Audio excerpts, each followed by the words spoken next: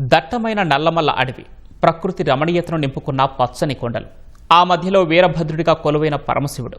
మార్కాపురం జిల్లా ఎర్రగొండపాలెం మండలం శ్రీశైలానికి ఉత్తరకొండ భాగాన పెద్ద కొండ చర్యల కింద కొలువై ఉంది ఈ దివ్యక్షేత్రం. ఇక్కడే గణపతి, బ్రహ్మ, పోతురాజు ఆలయాలు, 10 అడుగుల ఎత్తుగల నాగేంద్రుని పుట్ట కూడా ఉన్నాయి. ఏటా తొలి ఏకాదశి పర్వదినాన 2 రోజుల పాటు తిరునాళ్లు నిర్వహిస్తారు. ఈ క్షేత్రానికి వెళ్లాలంటే సరైన రోడ్డు మార్గం లేదు. అయినా ట్రాక్టర్లు, లారీలు వంటి వాహనాల్లో పాలంకకు వెళ్తుంటారు.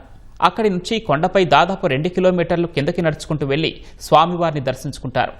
ఆలయం ఎదురుగా సంతాన గద్దె ఉంది. దీనిని భక్తులు చుక్కల పర్వతంగా అభివర్ణిస్తారు. కొండపై నుంచి నీటి చుక్కలు కారుతూ ఉంటాయి. వాటిని సంతానం లేని దంపతులు అరచేతుల్లో పట్టుకుంటే సంతానం కలుగుతుందని నమ్మకం. పండుగ రోజున వైద్యాధికారులు ప్రత్యేక శిబిరాలు ఏర్పాటు చేస్తారు. మరోవైపు కొందరు దాతలు భోజనం, నీటి సౌకర్యం కల్పిస్తారు.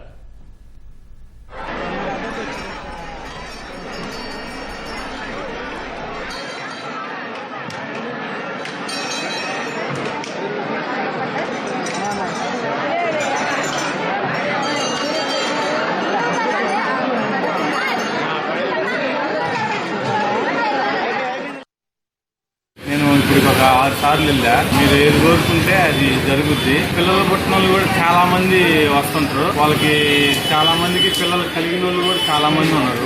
ఏటా మేము తప్పనిసరిగా ఆయన కాడికి వెళ్తాం. మాకు ఏదైనా ఇబ్బందులు ఉన్నా తీరుతున్నాం. మేము ప్రతి సంవత్సరం పాలంక వెళ్తుంటాం. దట్టమైన అడవి, నల్లమల్ల అడవి దాటుకొని వెళ్తా ఉంటాం. 40 కిలోమీటర్లు సుమారుగా ఒక లోయ ఉంటది దిగడానికి. పాలంక వీరభద్ర స్వామి అక్కడ చాలా మహిమ గల దేవుడు. కోరుకున్నది కోరుకున్నట్టుగా జరుగుతుంటది. చాలా బాగుంటది. దృశ్యం కూడా బాగుంటది.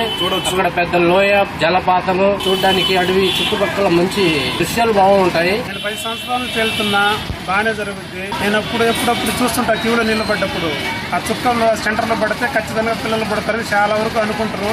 చాలా వరకు జరిగింది కూడా. బాగానే ఉంటది.